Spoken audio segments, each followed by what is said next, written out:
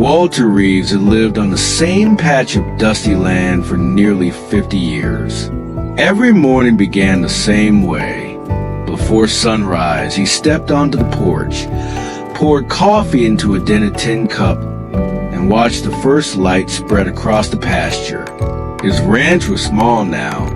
Most of the fences leaned. The barn carried more memories than livestock. Yet Walter followed his routine as if time itself depended on it. Across the fence line lived Ben Carter, a younger rancher fighting to keep his own place alive. Drought had emptied his savings. Repairs waited longer each season.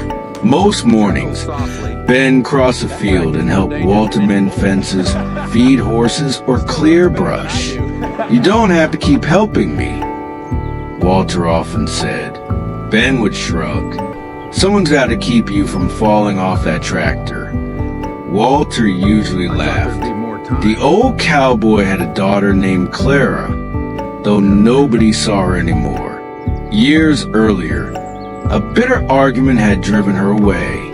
Walter rarely spoke about it. Only once did Ben hear him mention her. "I thought there'd be more time," Walter said quietly. Ben didn't ask questions. One cold autumn morning, Walter failed to appear on his porch. Ben grew uneasy and walked across the field. He found the old cowboy sitting peacefully in his chair inside the house. The coffee beside him had gone cold. Walter was gone. The funeral was small. A few neighbors attended. Claire arrived near the end, standing apart from everyone else. She looked like someone carrying years of unfinished conversations. Afterward, Ben helped clean the house. Inside a kitchen cabinet, he found an old coffee tin. At first it seemed ordinary. Then he noticed folded paper hidden beneath rusted screws and spare bolts. It was half of a hand-drawn map. A red X marked a location somewhere beyond the western hills. Written below were 3 words. For Clara, together. Ben stared at the paper. The next day, Clara appeared at his gate. "You found it," she said. Ben nodded. "You knew about the map?" "My father told me years ago." She hesitated. "I have the other half." The wind moved softly through the dry grass between them. "Then why hide it?" Ben asked. Clara looked toward Walter's ranch. "Because I thought he was trying to buy forgiveness." Days passed before she returned. Finally, she carried a weathered envelope and placed it on Ben's table. Inside was the missing half. Folded beside it rested a letter written in Walter's uneven handwriting. Ben read aloud.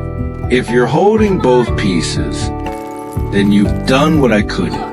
You came together long enough to finish something." Clara lowered her eyes. The letter continued. Years before, Walter and Clara had discovered traces of old mining claims near the hills.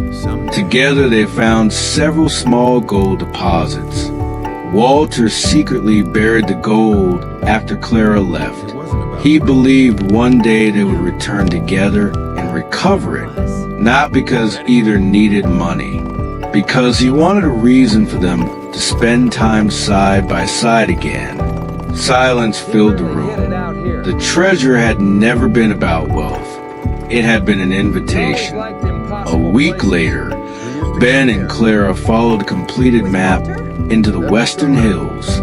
They crossed dry creek beds, climbed rocky ridges, and searched beneath a cluster of ancient cottonwood trees marked on the drawing. Near sunset, Ben shoveled struck metal. The sound echoed through the quiet valley. Together, they uncovered a weathered chest. Inside lay gold coins, nuggets, and several small leather bags filled with dust-like flakes. For a long moment, neither spoke. They had found it. Clara held one coin and stared into the fading light. He really thought we'd come here together. Ben nodded. I think he hoped for it every day. Tears gathered in her eyes. The treasure could pay debts. It could save ranches. It could change futures. But it could not restore lost years.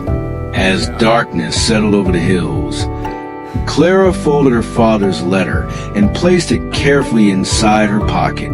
Some gifts arrive in time to change a life. Others arrive only in time to explain it. Far below, the lights of the ranches flickered against the evening horizon while the gold rested between them, shining quietly beneath the stars.